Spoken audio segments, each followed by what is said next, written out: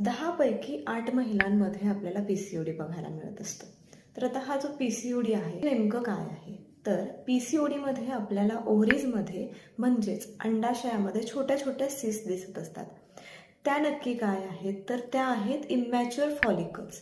आता हे फॉलिकल्स म्हणजे काय? तर पाणी भरलेल्या छोट्या छोट्या गाठी ज्याच्यामध्ये अंडी असतात. काय पीसीओडी मध्ये होतं काय बघा नक्की?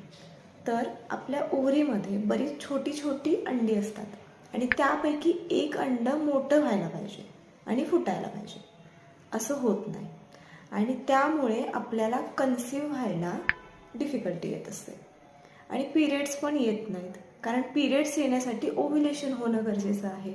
म्हणजे काय? तर अंड मोठं होऊन त्यामधून बीज बाहेर फुटून हे बीज बाहेर आलं की त्यानंतर 14 दिवसांनी आपल्याला पिरियड्स येतात. अधिक माहितीसाठी कॅप्शन चेक करा. धन्यवाद.